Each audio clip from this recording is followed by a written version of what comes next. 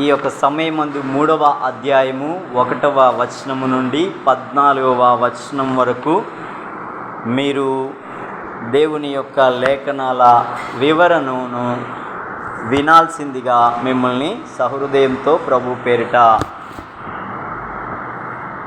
బ్రతిమాలుచు ఉన్నాను. ఒకసారి గల్తీలు రాసిన పత్రిక 3వ అధ్యాయము 1 నుండి 14 వచనాల్లో మనము వచనం వెంబడి వచనాన్ని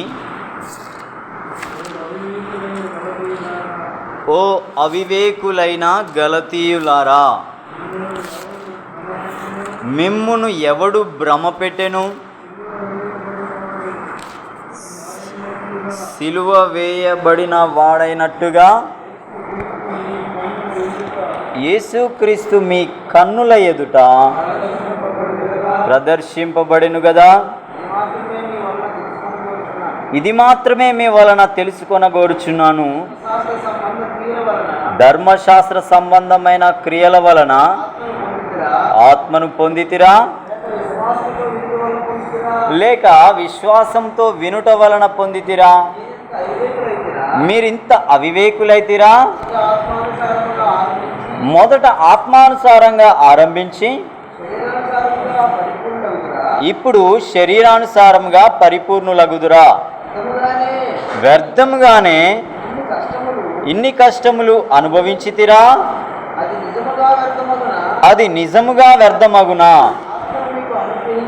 ఆత్మను మీకు అనుగ్రహించి మీలో అద్భుతములు చేయించువాడు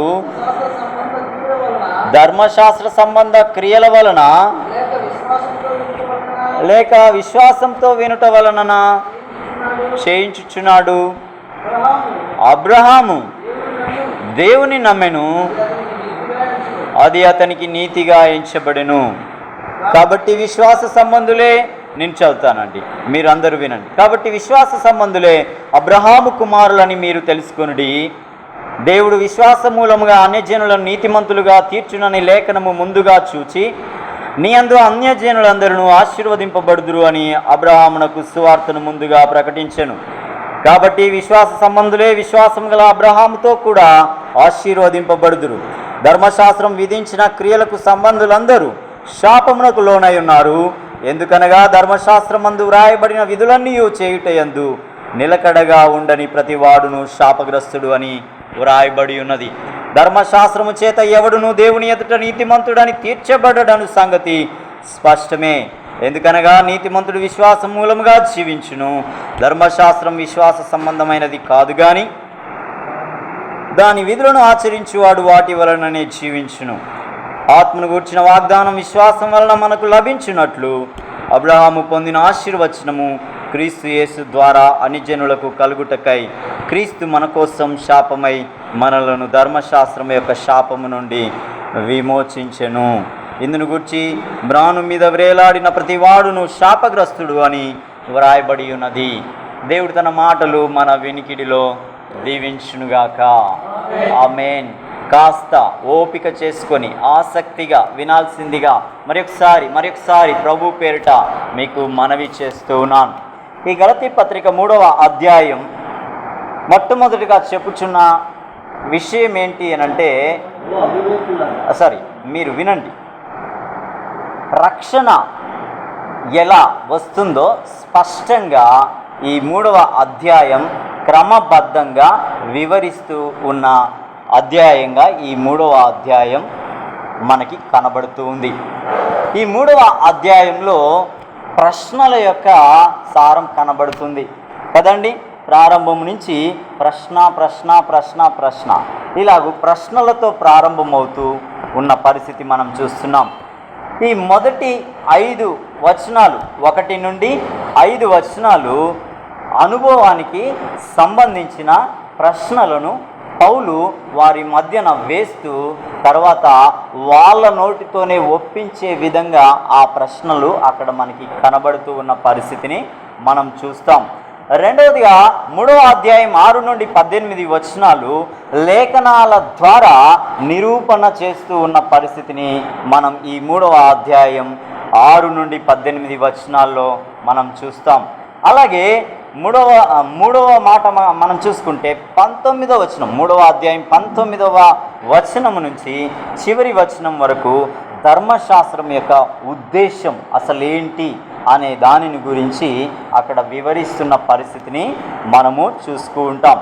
అయితే మొదటి వచనాలలో ప్రశ్నలు వేస్తూ ఉన్న ఆ ప్రశ్నల్లో మనం ఒకసారి ఆలోచిస్తే, ధర్మశాస్త్ర క్రియల ద్వారా, ధర్మశాస్త్రం ద్వారా మీరు పరిశుద్ధాత్మను పొందారా, ధర్మశాస్త్రం ద్వారా మీరు రక్షణ పొందారా, ధర్మశాస్త్రానికి క్రీస్తుకు మధ్యన ఆ ప్రశ్నలు లేవనెత్తుతూ వారిని ప్రశ్నిస్తున్న సందర్భాన్ని ఈ యొక్క లేఖనాల్లో మనము 1 నుండి 5 వచనాలు చూస్తూ ఉన్న పరిస్థితిని మనం చూస్తూ ఉన్నాం.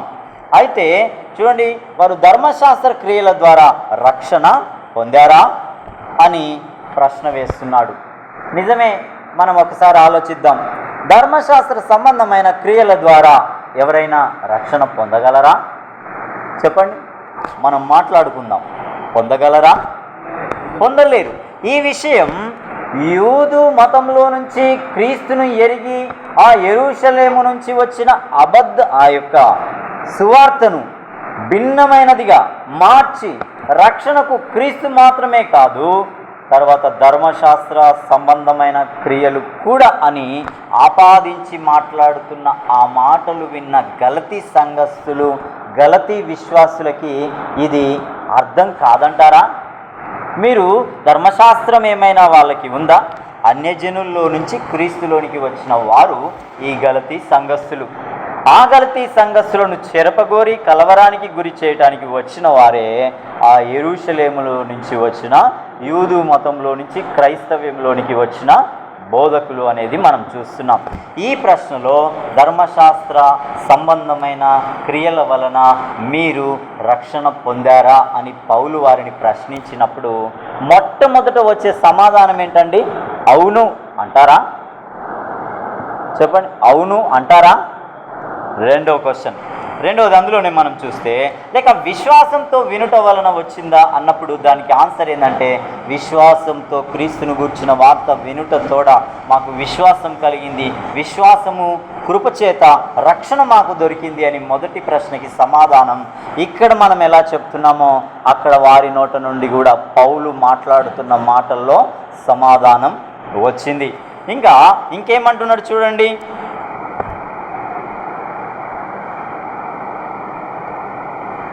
దీనిలో చెప్తున్న మాట ఏంటంటే, కేవలం రక్షణ అనేది విశ్వాసం ద్వారా కృపచేతనే కలిగింది అని పౌలు వారికి ఆ ప్రశ్నకి సమాధానం వాళ్ళ నోట నుండి వచ్చేలా మాట్లాడి తర్వాత వివరిస్తున్న సందర్భం అక్కడ కనబడుతుంది. ఇంకా మనము ముందుకు వెళ్దాం. ఈ యొక్క అధ్యాయంలోని సారం ఏంటి అనంటే, ఈ అధ్యాయంలో పౌలు ఒక ముఖ్యమైన సత్యాన్ని బలంగా ప్రకటిస్తున్నాడు. ఏంటి అనంటే, రక్షణ ధర్మశాస్త్ర క్రియల ద్వారా కాదు, కానీ యేసుక్రీస్తుపై విశ్వాసము ఉంచుట ద్వారానే మీకు లభించింది అని అక్కడ పౌలు చెబుతూ ఉన్నాడు. మీరు పొద్దుగాల నుంచి ఇప్పటి వరకు గమనిస్తున్న మాటల్లో చాలా పర్యాయాల్లో వచ్చిన మాటలే వస్తూ ఉన్న సందర్భాలని మీరు గమనిస్తున్నారా అండి? ఇంకా ముందున్న సందర్భంలో కూడా ఇవే రిపీటెడ్గా పౌలు తర్వాత సంఘానికి మాట్లాడుతున్న సందర్భాలు మనకి కనబడుతూ ఉంటాయి. చూడండి, ఒకసారి గలతీలు రాసిన పత్రిక 3వ అధ్యాయం 1వ వచనాన్ని మనం చూసుకుంటే అక్కడ వాళ్ళని ఏమని సంబోధిస్తూ మాట్లాడుతున్నాడండి? మొట్టమొదటగా ఆయన ఓ అవివేకులైన, ఆగండి ఏమంటున్నాడండి? అవివేకులు. అసలు వీళ్ళు నిజంగా అవివేకులేనా? అవివేకులు అని ఎవరిని అంటారు సామాన్యంగా? తెలివి తక్కువ వాళ్ళని. ఇంకా మనం చూస్తే అవివేకులు అనంటే తర్కబద్ధంగా ఆలోచించని వారిని కూడా అవివేకులు అంటారు అనేది మనము గ్రహించాలి. ఈ అవివేకులు అనే పదం గ్రీకులో అనోఎటోస్ అనే పదము నుంచి తెలుగులోనికి అవివేకులు అనే పదాన్ని తీసుకొని వచ్చినట్టుగా గ్రీకులో మనకి ఆ మాట యొక్క అర్థం తెలుస్తూ ఉంది. ఇంకా అంత మాత్రమే కాదు, ఈ యొక్క అవివేకులు అనే మాట బైబిల్ గ్రంథంలో 6 పర్యాయాలు క్రొత్త నిబంధనలోనే మనకి కనబడుతుంది. ఇందులో 5 సార్లు అపోస్తులైన పౌలు మాత్రమే అవివేకులారా అవివేకులారా అన్న సందర్భాన్ని గురించి మనకి ఇందులో పలుమార్లు కనబడుతున్న పరిస్థితి మనకి కనబడుతుంది. ఇంకా చూస్తే నిజానికి ఈ లోకంలో పుట్టిన ప్రతి ఒక్కరు కూడా అవివేకులే అని పౌలు తీతుకు రాసిన పత్రికలో తీతు 3వ అధ్యాయం 3వ వచనంలో చెబుతున్నాడు. ఎవరైనా తీసిన వాళ్ళు టకటక చదవండి. అవివేకులు అనే ఆ మాటకి మనం గ్రీకులో ఒక పదం చూసాం. తర్వాత అవివేకులు అని అంటే ప్రపంచంలో ఉన్న ప్రతి వాడు కూడా ఏమై ఉన్నాడు దేవుని దృష్టిలో అనంటే అవివేకి అనే మాట అక్కడ కనబడుతుంది. ప్రతి ఒక్కరూ దేవుడు లేడని, ఉన్నా ఆయన నా పాపాన్ని అంతగా పట్టించుకోడని, తమను తాము సంతోషపరుచుకోవడమే జీవిత లక్ష్యమని భావించే వాళ్ళు అవివేకులు. అర్థమవుతున్నదాన్ని? నేను పాపం చేసినా దేవుడు ఏం పట్టించుకోడు, నా ఈ జన్మలో నేను సంతోషంగా సుఖంగా ఉండడమే గొప్ప భాగ్యం అని అనుకోవడమే అవివేకం అనేది ఇక్కడ మనం చూస్తున్నాం. ఈ మాటకి కీర్తనలు 4:1 కూడా మనకి కనబడుతుంది. అవివేకులు ఎవరో ఒకసారి చూడండి. మీరు కొంచెం రిఫరెన్స్లు ఇస్తున్నప్పుడు కొంచెం తీసి చదువుతున్నప్పుడు మనకి ఒక ఐడెంటిటీ అనేది వస్తుంది. కొంచెం సహకరించండి, నాకు ఇచ్చిన టైంలో నేను ముగించాలి కాబట్టి. 4:1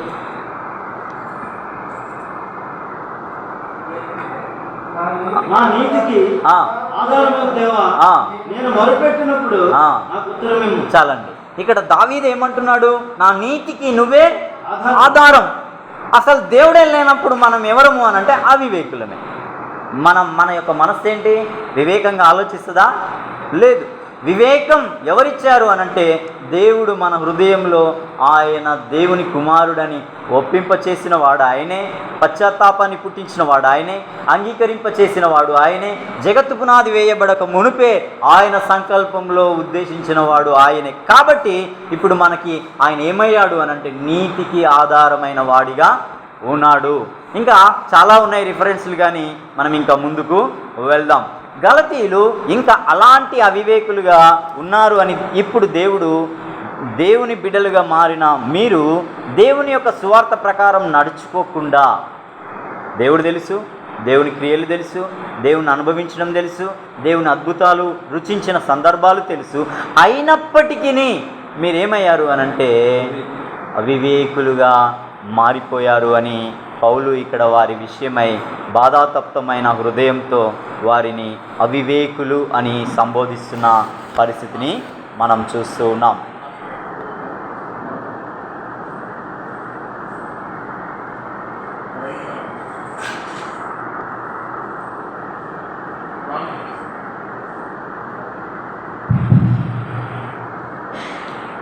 మిమ్మును ఎవడు భ్రమ పెట్టెను అనే మాటకి వద్దాం. అవివేకులు అనేది మనం విన్నాం. కింద ఏముంది? అదే కొనసాగింపులో 1వ వచనంలోనే మీరు లేఖనముల మీద దృష్టి పెట్టాలనేది మీ సహోదరునిగా నా యొక్క ఆశ. ఎవడు భ్రమ పెట్టెను? ఈ భ్రమ గురించి మనం తెలుసుకుందాం. ఇది గ్రీకులో దీని పేరు బాస్కినో. అర్థమవుతుందండి? గ్రీకులో భ్రమ పెట్టిన వర్డ్ని ఏమంటారంటే బాస్కినో అని అంటారు. ఈ పదం క్రొత్త నిబంధనలో ఒక్కసారి మాత్రమే ఉంది. అది ఎక్కడో కాదు, ఇదిగో ఇక్కడే. ఎక్కడ? గలతీ సంఘస్థులని ఎవడు మిమ్మును భ్రమ పెట్టెను అనే ఆ పదం ఇక్కడే ఉంది అనేది లేఖనంలో మనకి కనబడుతుంది. ఇక్కడ భ్రమ పెట్టిన ఈ మాటను గురించి 2 విధాలుగా మనం చూడవచ్చు. ఒకటి, ఏమీ తెలియని వాళ్ళకి ఒక అద్భుతం చెప్పి లేదా అబద్ధం చెప్పి దానిని నమ్మించి వారిని ఆ విధంగా భ్రమ పెట్టవచ్చు. భ్రమలో 2 రకాలు. ఒకటి, ఏమీ తెలియని వానికి ఒక అబద్ధం చెప్పి అదే నిజమని చెప్పి నమ్మించే విధానంలో భ్రమ పెట్టడం ఒకటైతే, రెండవది అన్నీ తెలుసు అంటే అన్నీ అంటే దేవుని ప్రేమ, ఉన్నత్యం, త్యాగం, జనన మరణ పునరుద్ధానములు గూర్చిన సత్యమంతా ఎరిగి ఆయనే అన్న స్పష్టమైన నిర్ధారణకు వచ్చిన ఒక వ్యక్తిని ఎలా భ్రమ పెట్టవచ్చు అంటే, అన్నీ తెలిసిన వారిని వారికి తెలిసిన విషయాలు సరైనవి కావని చెప్పి భ్రమ పెట్టవచ్చు. ఈరోజు అదే జరుగుతుంది. అవునండి, చెప్పండి, అవునా కాదా? కొంచెం నా మాటలు మీకు అర్థమవుతున్నాయో లేవో? మీ ఆసక్తిని చూసి మీ యొక్క స్పందన చూస్తూ ఉంటే మరి అర్థం కావట్లేదేమో అనిపిస్తుంది నాకు. ఓకే, కొంచెం కాన్సన్ట్రేషన్ చేయండి ప్లీజ్. 2 రకాలు. ఒకటి, తెలియనోనికి అబద్ధం చెప్పి తెలిసినోనికి ఏంటి నువ్వు తెలుసుకున్నదే అసలు సత్యమే కాదు అని నమ్మించి భ్రమ పెట్టే సందర్భాన్ని చూస్తున్నాం. కాబట్టి ఇక్కడ మనం ఇంకా ముందుకు వెళ్దాం. 2వ వచనంలోకి మనము వెళ్దాం. చదవండి 2వ వచనం. ఇది మాత్రమే మీ వలన తెలుసుకొనగోరుచున్నాను. ధర్మశాస్త్ర సంబంధ క్రియల వలన ఆత్మను లేక విశ్వాసంతో వినుట వలన పొందితిరా. ప్రశ్న వేస్తున్నాడు. గలతీలారా, మీరు ధర్మశాస్త్ర సంబంధమైన క్రియల వలన పరిశుద్ధాత్మను పొందితిరా, లేక విశ్వాసంతో క్రీస్తును గూర్చిన మాట వినుట వలన మీరు పొందితిరా అనేది ఇక్కడ మాట్లాడుతున్నాడు. పరిశుద్ధ గ్రంథంలో ఓల్డ్ టెస్టిమెంట్ అంతటిని మనం గమనిస్తే ఎక్కడైనా ఎప్పుడైనా ఎవరైనా ధర్మశాస్త్ర సంబంధమైన మాటల వలన కానీ క్రియల వలన కానీ పరిశుద్ధాత్మను పొందిన సందర్భాలు కానీ, ఏ అద్భుతమైన ఏ ఆశ్చర్యమైన కార్యం కానీ పొందినట్టుగా ఎక్కడైనా మనకి దాఖలాలు ఉన్నాయండి? ఒక్క దగ్గర కూడా లేదు. మరి విశ్వాస సంబంధమైన క్రీస్తుని గురించి విన్నప్పుడు ఎన్ని అద్భుతాలు జరగలే? ఓల్డ్ టెస్టిమెంటులో ధర్మశాస్త్ర సంబంధమైన క్రియల వలన కానీ ఆ సున్నతి సంస్కారం చేయటం వలన కానీ ఏ అద్భుతం జరగలే. కానీ క్రీస్తు ఈయన ద్వారా నాకు స్వస్థత కలుగుతుందని నమ్మిన వాళ్ళు స్వస్థత పొందారు. ప్రార్థనలో ఉన్నప్పుడు దేవుని ఆత్మ దిగి రావడం చూశారు. ఎన్నో అద్భుత ఆశ్చర్యకరమైన కార్యాలు జరగడం వారు చూశారు. సమాజం చెప్పుకోవడం చూశారు. కన్నులారా చూసిన సాక్షులు ఉన్నారు. తర్వాత ఈ యొక్క అపోస్తులు కూడా అంటారు, మేమేమి చూచితిమో ఏమి తడిమితిమో దానిని గురించే మేము మాట్లాడుచున్నాము అని చెప్తున్న పరిస్థితిని మనం చూస్తూ ఉన్నాం. ఇంకా అందులోనే పౌలు గలతీయులను 3వ ప్రశ్న అడుగుతున్నాడు. నేను ఎందుకు ఎక్కువ చెప్పట్లేదంటే నా సమయంలో నేను ముగించడానికి వెళ్దామన్న ఆలోచనతో చాలా ఉంది, కానీ క్లుప్తంగా మనం ధ్యానం చేసుకున్నాం. 3వ అధ్యాయం 3వ వచనంలోకి వెళ్దాం. చదవండి.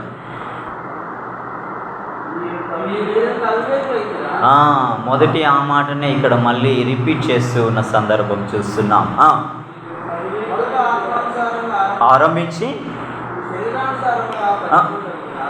ప్రశ్న వేస్తున్నాడు. మొదట మీరు ఆత్మానుసారంగా ఆరంభించారు, అయితే ఇప్పుడు శరీరానుసారంగా మీరేమైనా పరిపూర్ణులు అవుతారా అని పౌలు ఇక్కడ వాళ్ళని ప్రశ్న వేస్తున్న సందర్భం చూస్తున్నాం.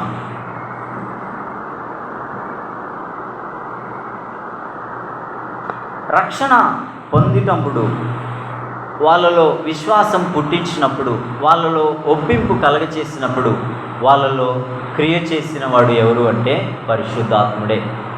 పరిశుద్ధాత్మ ద్వారానే వాళ్ళు విశ్వసించారు. పరిశుద్ధాత్మ ద్వారానే క్రీస్తును అనుభవించారు. పరిశుద్ధాత్మ ద్వారానే క్రీస్తు యొక్క శిష్యుడైన పౌలుతో కూడా వీరేం చేయబడ్డారు అంటే వెంబడించిన వారుగా, దేవుణ్ణి అనుభవించిన వారిగా, దేవుని కొరకు ఎన్నో పరిస్థితులు ఫేస్ చేసిన వారిగా ఇక్కడ మనము చూస్తాం.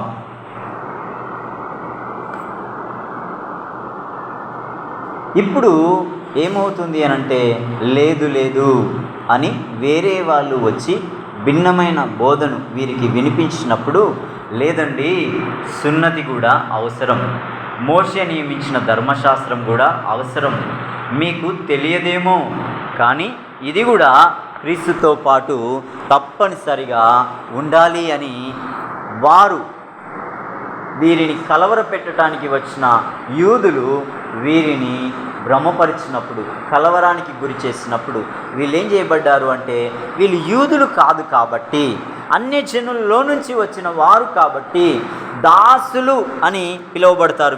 వీళ్ళని గలతీయులని పూర్వం వేరే గాల్స్ అని ఇందాక దైవజనుడు చెప్పాడు కదా, అలాగా అంగట్లో మేకలు గొర్రెలు అమ్ముకొనిన ఆ యొక్క మనుషులు ఎలాగో వీరు కూడా అమ్మబడిన వారు. వీరు ఎలాగంటే వీళ్ళు వచ్చి కల్పితాన్ని ఇంకొక దాన్ని కలిపి చెరిపేడి ఆ మాటలు వీరికి చెప్పినప్పుడు నిజమేమో అని వీరేం చేశారు అనంటే క్రీస్తుతో పాటు కార్యాలు కూడా చేయడానికి అలవాటు పడిన పరిస్థితిని గురించి, ఈ పరిస్థితిలో ముందుకు సాగుతున్నప్పుడు అంటాడు పౌలు ఈ విషయం విని, ఇంత త్వరగా మీరు భిన్నమైన బోధకు తిరగడం నాకు ఆశ్చర్యం వేస్తుంది అని అక్కడ ఆయన బాధపడిన సందర్భాన్ని ఇక్కడ మనము చూస్తాం. కాబట్టి ఒకసారి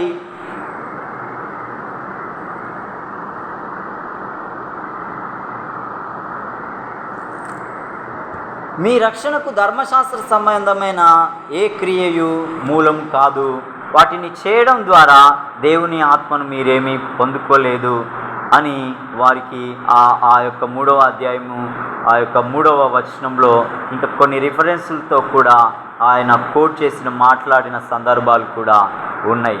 అయితే ఇప్పుడు 4వ ప్రశ్న దగ్గరికి మనము వెళ్దాం. 3వ అధ్యాయం 4వ వచనాన్ని మనం చూసుకుంటే, వ్యర్థముగానే మీరు ఎన్ని కష్టములు అనుభవించితిరా, నిజముగా వ్యర్థమగునా ఆత్మను అనుగ్రహించి మీలో అద్భుతములు చేయించువాడు ధర్మశాస్త్ర సంబంధ క్రియల వలన లేక విశ్వాసంతో వినట వలన చేయుచున్నాడు అని ఇక్కడ పౌలు మరలా 4వ ప్రశ్నని వేస్తూ ఉన్నాడు. మీరు ఇప్పటి వరకు సువార్త పక్షాన పడిన కష్టాలు, ఉదాహరణకి మనమే అనుకోండి, పూర్వం అన్యులం, ఇప్పుడు దేవుణ్ణి ఎరిగిన వారం. మన రక్త సంబంధికులంతా దేవుని ఎరగకుండా ఉన్నవారు. మనమేమో దేవుని విధానంలో నడుస్తున్నప్పుడు వాళ్ళకి కొంచెం వింతగా ఉంటుంది, విడ్డూరంగా కూడా ఉంటుంది. మనం ఏదైనా చెప్తే ఓ దిగొచ్చినలే అన్నట్టుగా అనుకునే సందర్భాలు కూడా ఉంటాయి. కానీ వారికి మనం వేరే దేవునికి అనుకూలంగా నడుస్తూ ఉన్న ఆ పరిస్థితిని బట్టి మనము కూడా కొన్ని కష్టాలు పడి, కొన్ని శ్రమలు పడి, కొన్ని నిందలు పడి, కొన్ని అవమానాలు పడిన పరిస్థితులు మన జీవితాల్లో లేవా? అట్ ది సేమ్ టైం ఆనాటి దినాల్లో వీరు కూడా సువార్త పక్షాన వారి బంధువుల మధ్యన, స్నేహితుల మధ్యన, జాతి ప్రజల మధ్యన ఎన్నో కష్టాలు, ఎన్నో పోరాటాలు, ఎన్నో శ్రమలు, ఎన్నో నిందలు పొంది క్రీస్తు పక్షాన నిలవబడిన వారిగా వీరు ఉన్నారు అని పౌలు వారికి రిమైండ్ చేస్తూ ఉన్నాడు. ఏమని? మీరు ఇన్ని కష్టములు వ్యర్థముగా అనుభవించితిరా. ఆ రోజు సువార్త విని, విశ్వసించి, వెంబడించి, అనుభవించినప్పుడు మీరు అందులో ఉన్న ఆనందాన్ని, అనుభూతిని పొందుతున్నప్పుడు ఇదియే మాకు సర్వమన్న నిశ్చయత కలిగి ఉండి మీరు మిగతా వారి నుండి వచ్చే నిందలు కావచ్చు, హింసలు కావచ్చు, యూదులు కూడా వీరిని కలవరానికి, తర్వాత బాధలకి, హింసలకి గురి చేసే సందర్భాలు, యూదా మతంలో నుంచి క్రీస్తుని ఎరిగిన వారిని యూదులు భయపెట్టిన సందర్భాన్ని మనకి యేసు ప్రభు ఉన్న కాలంలో కూడా చూస్తాం. మరి అన్యజనులుగా ఉన్న వీరిని ఇంకా అన్యులకి ఇంకా ఆచారాలు ఎక్కువ కదా, తంత్ర మంత్ర సంబంధమైన పరిస్థితులు ఎక్కువనే కదా. వాళ్ళకు ఒక గురువు ఉంటాడు, గ్రామ పెద్ద ఉంటాడు, ఇంకెన్నో ఉంటాయి. వీటి బెదిరింపులు, ఎదిరింపులు, శ్రమలు, హింసలు ఎన్నో ఖచ్చితంగా ఉంటాయి. అయినను వాటన్నిటిని అధిగమించి నిలవబడిన మీరు ఇప్పుడు వ్యర్థంగా ఇన్ని కష్టాలు అనుభవించితిరా అని పౌలు అక్కడ వారితో మాట్లాడుతున్నాడు. అపోస్తల కార్యం 14వ అధ్యాయము ఒక్కసారి 2వ వచనంలో చూడండి.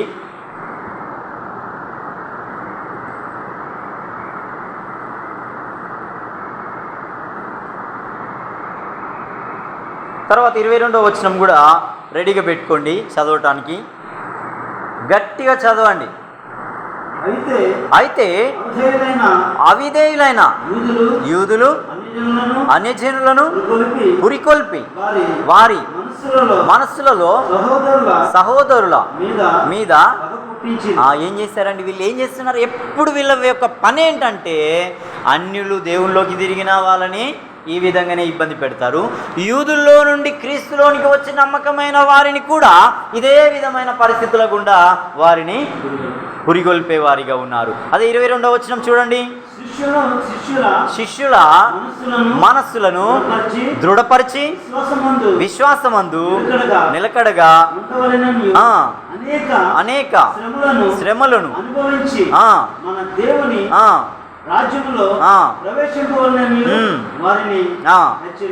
ఇక్కడ ఏమంటున్నాడు? మనం అక్కడికి వెళ్ళాలంటే ఇక్కడ క్రీస్తు పక్షాన అనేక శ్రమలు ఉన్నాయని మీరు ఎరగరా? ఎరిగిన మీరు శ్రమ పడలేదా? పడిన మీరు వ్యర్థంగా పడ్డారా అని పౌలు వారిని ప్రశ్నిస్తున్న సందర్భాన్ని ఇక్కడ మనము చూస్తున్నాం. పై వచనాలను చూసినప్పుడు రక్షణ విశ్వాసం మూలంగానే అని చెప్పిన వారిని లేదా నమ్మిన వారిని యూద అధికారులు హింసించారు అని ఇక్కడ మనకి లేఖనంలో తెలుస్తూ ఉంది. అదే సందర్భంలో పౌలు ఈ సువార్త పక్షాన నిలవబడి దేవుని రాజ్యంలో ప్రవేశించేవారు దీనికోసం చాలా శ్రమలు అనుభవించవలసి వస్తుంది అని లేఖనాల్లో మనం చూస్తూ ఉన్నాం. అలాగే ఈ ప్రశ్నలు బట్టి గలతీయులు రక్షణ విశ్వాసం మూలంగానే అది విశ్వాసం మూలంగానే అని రక్షింపబడినది కేవలం క్రీస్తునందు విశ్వాసం ద్వారానే అని ఈ మాట ద్వారా వీరికి ఆ గ్రహింపులోనికి వస్తున్న పరిస్థితి ఇక్కడ మనకి కనబడుతుందా లేదా అండి? కనబడుతూ ఉంది. ఇప్పుడు ఇంకా ఉంది, కానీ మనం ఇంకో వచనంలోకి వెళ్దాం. గలతీయుల రాసిన పత్రిక 3వ అధ్యాయం 5వ వచనం. ఆత్మను మీకు అనుగ్రహించి మీలో అద్భుతములు చేయించువాడు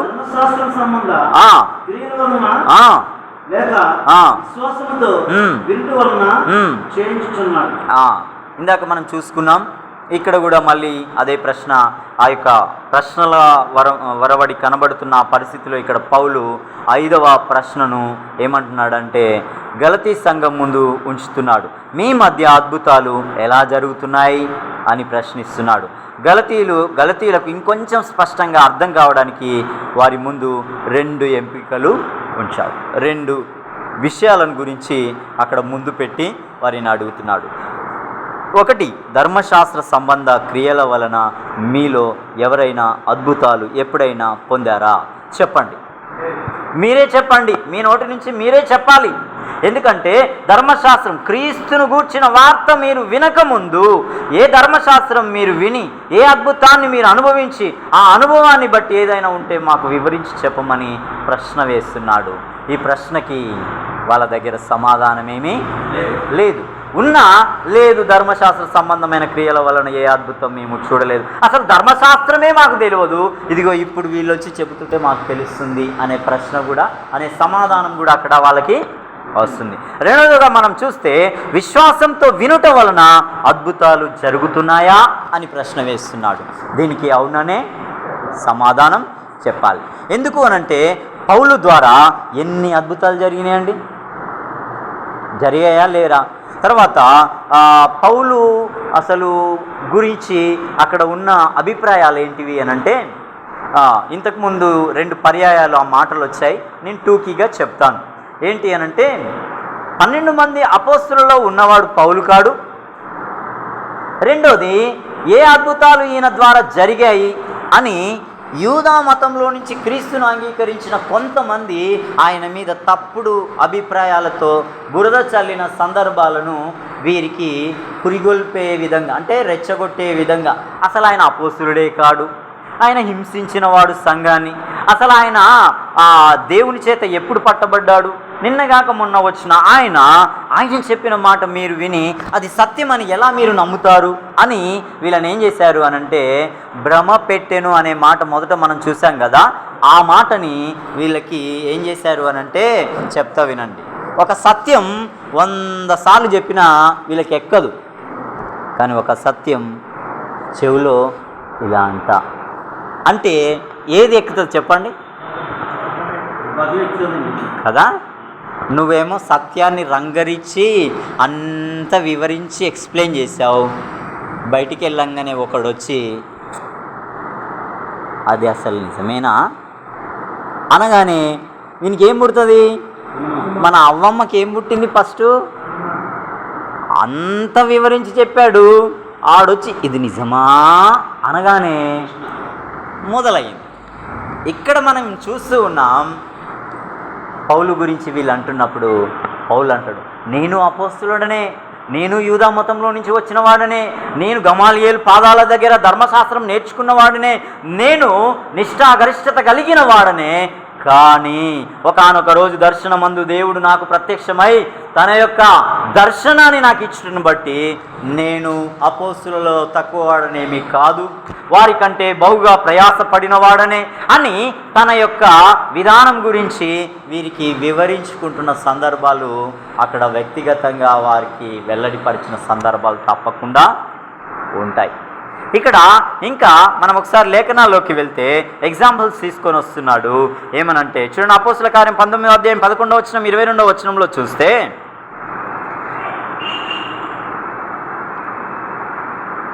గలతీ సంఘంలో కూడా దేవుని యందు విశ్వాసం ఉంచడాన్ని బట్టి అద్భుత కార్యాలు జరిగాయి అనేది, ఆ జరిగిన కారణాన్ని గురించి ఇక్కడ కొన్నిటిని పౌలు వెల్లడిపరుస్తున్నాడు. అపోస్తుల కార్యం 19వ అధ్యాయం 11వ వచనం 12వ వచనం, అలాగే రోమిలు రాసిన పత్రిక 15వ అధ్యాయం 18వ వచనం ఒకరు తీసి చూడండి. అపోస్తుల కార్యం 19వ అధ్యాయం 11, 12 వచనాలు. మరియు దేవుడు పౌలు చేత ఏంటండి ఇప్పుడు ధర్మశాస్త్రం కింద ఉంటే జరిగినాయి ఇవి? లేదు, క్రీస్తునే సొంత రక్షకునిగా అంగీకరించి సమస్తమును పెంటగయించి దేవుని మహిమను ప్రచురపరచడానికి రిక్తునిగా ముందుకు అన్యజనులకు ప్రకటించడానికి వెళ్తున్నప్పుడు విశేషమైన అద్భుతాలు పౌలు యొక్క పౌలును దేవుడు నిలవబెట్టి అనేక అన్యజనుల మధ్యన ఏం జరిగించాడని లేఖనం చెప్తుందంటే విశేషమైన అద్భుతాలను జరిగించాడు. అదే సమయంలో గలతీల్లో రోగులు లేరా? దయ్యాలు పట్టిన వాళ్ళు లేరంటావా? తర్వాత భ్రమపరచబడిన వారు, దయ్యాల చేత పీడింపబడిన వారు, రోగులు, చచ్చిపోయిన స్థితిలో పడి ఇక లేవలేని స్థితిలో ఉన్నవారు, కుంటివారు, గుడ్డివారు, మూగవారు, పక్షవాతంతో ఉన్నవారు, ఇలా చెప్పుకుంటూ ఉంటే ఇప్పుడున్న దినాల్లోనే చాలామంది రోగులు ఉన్నారు. మరి ఆనాటి దినంలో ఎలాంటి టెక్నాలజీ లేదు, ఎలాంటి మెడికల్ సొసైటీ ఆ యొక్క సోర్సెస్ లేని ఆ కాలంలో ఇంకెలా ఉంటాయండి? అవన్నీ రాయడానికి బైబిల్ని దేవుడు ఉపయోగించుకోలే, కొన్నింటిని మాత్రమే ఆయన ఎక్స్పోజ్ చేసిన సందర్భాన్ని మనకు యోహాను రాసిన ఆ యొక్క సువార్తలో లాస్ట్లో ఒక దగ్గర అంటాడు. కాబట్టి విశేషమైన అద్భుతాలు పౌలు ద్వారా జరిగించిన సందర్భాన్ని చూస్తున్నాం. ఈ అద్భుతాలు గలతీయులు కూడా అనుభవించిన వారిగా ఉన్నారు. మీలో అద్భుతములు ఆ ధర్మశాస్త్ర సంబంధమైన క్రియల వలన జరిగాయా? క్రీస్తుని గూర్చిన మాట వినుట వలన మీలో కలిగినయా అని ప్రశ్న వేస్తున్నాడు అనంటే తప్పకుండా అక్కడ ఏం జరిగినాయి అంటే అద్భుతాలు జరిగాయి. ఇంకా మనం ముందుకు వెళ్తే రోమిలు రాసిన పత్రిక 15వ అధ్యాయం 18వ వచనం,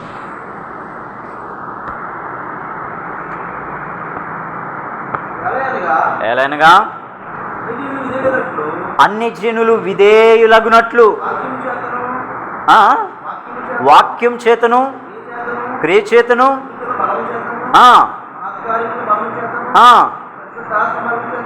అక్కడ చెప్తున్నాడు, వివరిస్తున్నాడు. అంత అన్ని జనులు దేవుని వైపు తిరగడానికి అక్కడ ఏమేమి అనే వాటిని హైలైట్ చేస్తూ వాటిని ఫోకస్ చేస్తూ ఉన్న సందర్భం. ఒకటి వినుట, ఒకసారి అందించండి.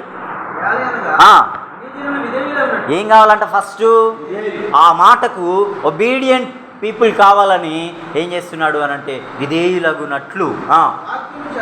ఒకటి వాక్యం వెల్లడవుతుంది, క్రియలు జరుగుతున్నాయి. ఆనాడు సంఘంలో అనుదినం చేర్చబడుటకు మూలం ఏంటండి? ఏంటి? కార్యాలు జరుగుతూ ఉన్నాయి, సంఘంలో చేర్చబడుతూ ఉన్నారు. ఒకటి, వాక్యం ప్రచురం పడటం వల్ల ఆ 3,000 మంది రక్షింపబడ్డారు. తర్వాత క్రియలు జరుగుట చేత అనుదినము నూతన వ్యక్తులు చేర్చబడుతున్న సందర్భాలు చూస్తున్నాం. ఆ తర్వాత పరిశుద్ధాత్మ వారిని ఒప్పింప చేయడం, తర్వాత క్రియ జరిగించడం, అది విస్తరించడం, ఇదిగో మన దాకా రావడం, ఇవన్నీ మనం చూస్తే అక్కడ ఆ యొక్క మాటలో వాటిని ఎక్స్ప్లెనేషన్లో పౌలు అక్కడ మాట్లాడుతున్న పరిస్థితిని మనం చూస్తూ ఉన్నాం. కాబట్టి ఇంకా మనము ఎన్నో అధ్యాయంలో ఎన్నో వచనంలో ఉన్నామండి. ఇప్పుడు మనము ఒక్కసారి అందులోనే కొంచెం చూసుకొని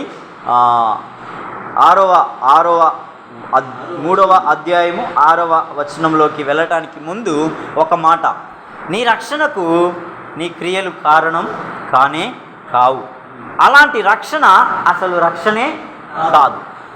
విశ్వాసం చేత కృప ద్వారానే, క్రీస్తు యేసునందు విశ్వాసం కృప చేతనే నీకు రక్షణ తప్ప నీ క్రియలు రక్షణకు మూలం కావు. అవి అవును అనుకుంటే అది నీ భ్రమయే అని ఇక్కడ మనము చూస్తూ ఉన్నాం. ఇప్పుడు ఇక్కడ ఇంకా 3వ అధ్యాయం 6వ వచనంలోకి మనము వెళ్తే, అబ్రహాము దేవుని నమ్మెను, అది అతనికి నీతిగా ఎంచబడింది. కాబట్టి విశ్వాస సంబంధులే అబ్రహాము కుమారులని మీరు తెలుసుకోండి. ఇక్కడ ఆగండి. రక్షణ విషయంలో గలతీయుల అనుభవం గురించి మనం ఇందాక పైన ఆ 5 ప్రశ్నలు, వాటి యొక్క వివరణను మనం క్లుప్తంగా తెలుసుకున్నాం. ఇప్పుడు లేఖనాలతో ఆయన ఏం చేస్తున్నాడంటే వివరణాత్మకంగా విశదపరుస్తున్న సందర్భాన్ని చూస్తున్నాం.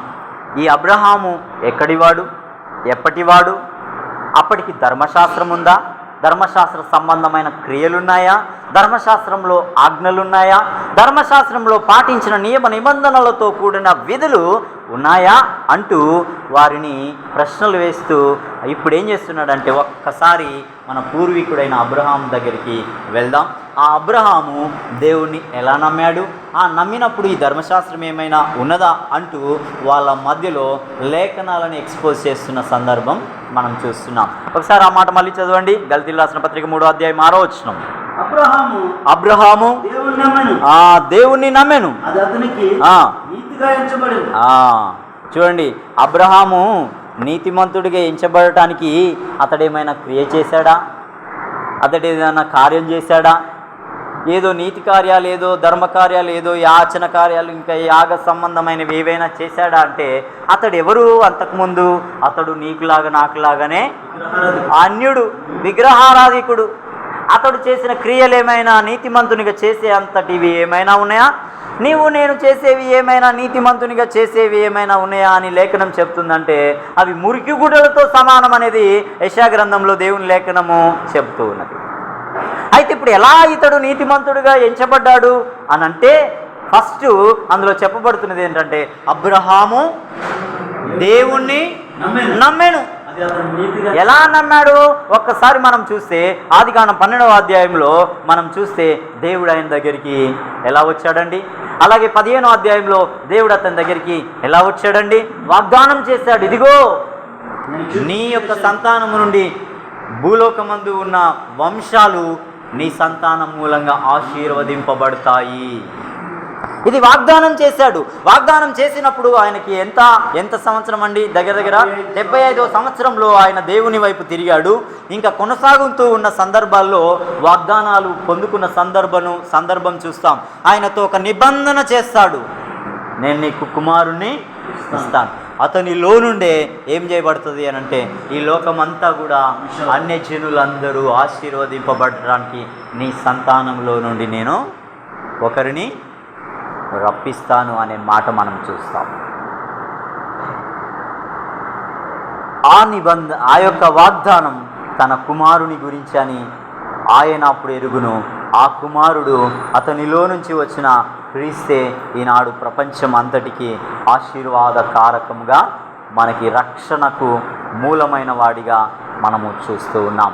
అయితే ఇక్కడ మనం ఇంకా కొంచెం వివరంగా మనం ముందుకు వెళ్ళినట్లయితే, నిజానికి అబ్రహాము దేవుని యందు నీతిమంతుడిగా కానే కాదు.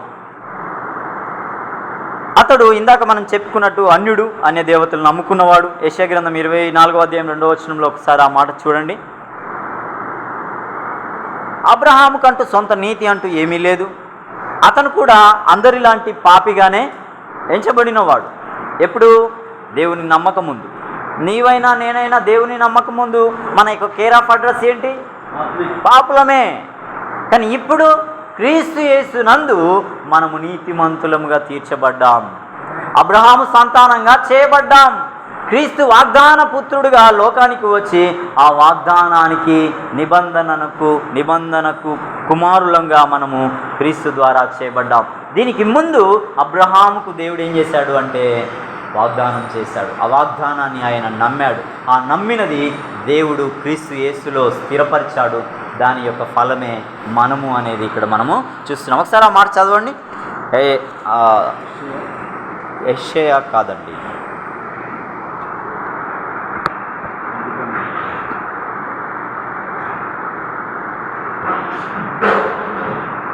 యెహోషువ.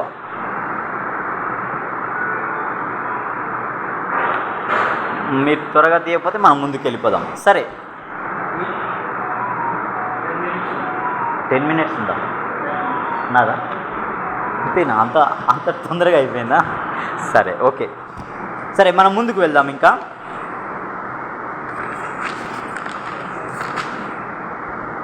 గలతీయులకు రాసిన ఆ యొక్క 3వ అధ్యాయం 7వ వచనంలోకి మనం వెళ్దాం. కాబట్టి విశ్వాస సంబంధులే అబ్రహాం కుమారులని మీరు తెలుసుకొనండి చెప్తున్నాడు. అక్కడ యూదా మతంలో నుంచి వచ్చిన క్రైస్తవులకైనా లేదా యూదులకైనా లేదా అక్కడ ఉన్న సభ్య సమాజానికి చెబుతున్న మాట ఏంటంటే, విశ్వాస సంబంధులు ఎవరైతే ఉన్నారో వారు మాత్రమే అబ్రహాము యొక్క సంతానంగా పరిగణింపబడతారు. ఇదే మాట యేసు ప్రభు యూదుల మధ్యన కూడా ఈ మాట అంటాడు. ఏంటంటే, అబ్రహాము విశ్వాసులకు తండ్రి అని మీరు అంటున్నారు, కానీ అబ్రహాము విశ్వసించినట్టు విశ్వాసం గల వారికి మాత్రమే అబ్రహాము తండ్రి అవుతాడు అనేది మనకి మత్తయి సువార్తలో కూడా ఒక సందర్భంలో కనబడుతుంది. కొంచెం మీరు ఇటు మనసు పెట్టండి, నా టైము అయిపోబోతుంది. కాబట్టి విశ్వాస సంబంధులే విశ్వాసం గల అబ్రహాంకి సంతానము. నువ్వు యూదుడవైనా, నీలో నుండి ధర్మశాస్త్రం వచ్చిన మోషే ద్వారా మీ యొక్క పితరుడు మోషే అయినా, ఇంకెవరైనా సరే అక్కడ చెప్పబడుతున్నది ఏంటంటే, విశ్వాస సంబంధమైన అబ్రహాము పిల్లలు కావాలంటే విశ్వాస సంబంధులైన వారు మాత్రమే అబ్రహాము యొక్క కుమారులు అనేది ఇక్కడ మనం చూస్తూ ఉన్నాం. ఒకసారి గలతీ 3:8లోకి మనం వెళ్ళిపోదాం. దేవుడు విశ్వాసం మూలంగా అన్యజనులను ముందుగా చూచి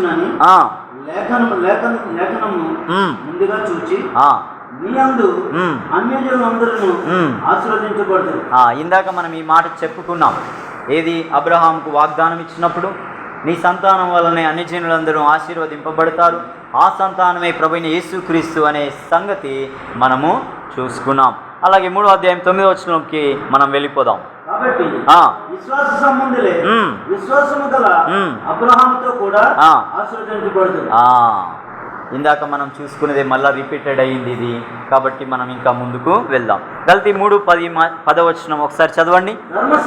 ధర్మశాస్త్రము విధించిన క్రియలకు సంబంధించిన సంబంధులందరూ శాపమునకు లోనయ్యున్నారు. ఎందుకనగా ధర్మశాస్త్ర గ్రంథమందు వ్రాయబడిన విధులన్నీ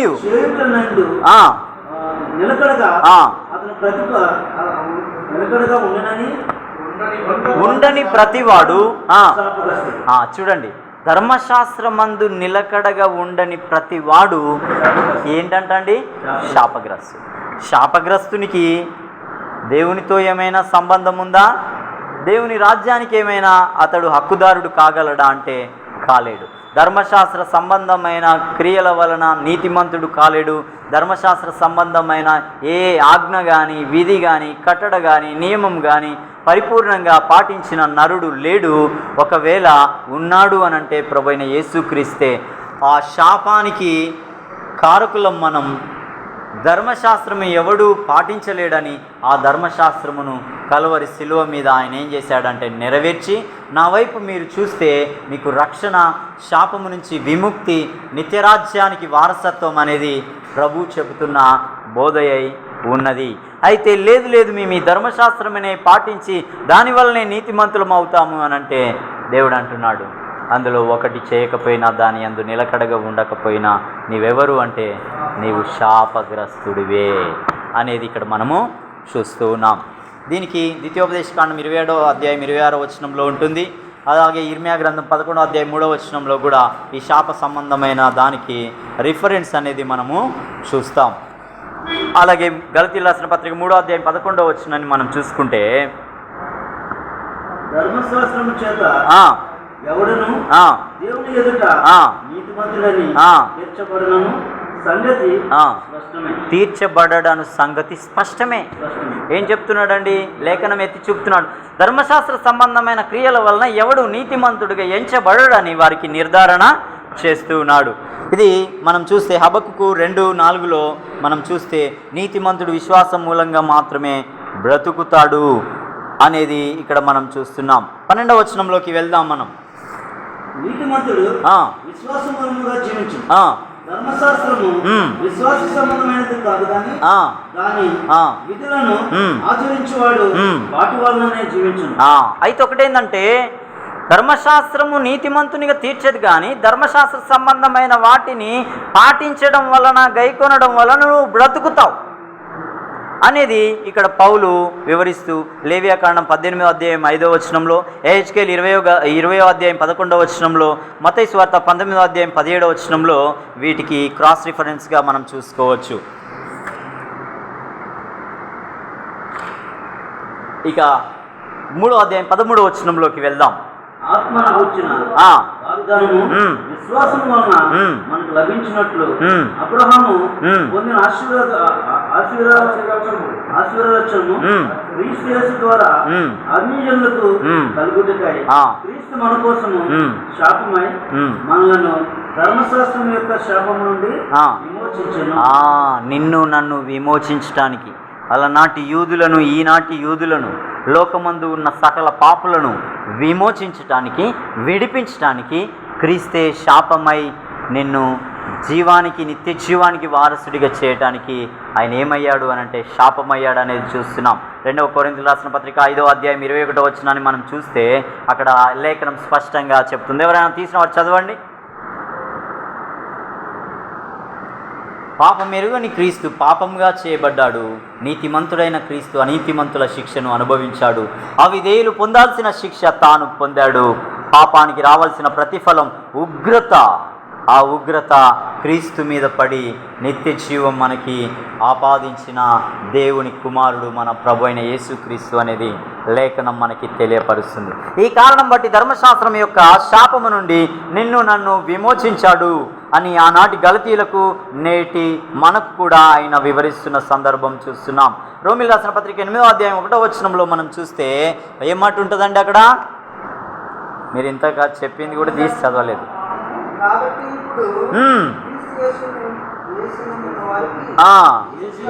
ఏంటండి?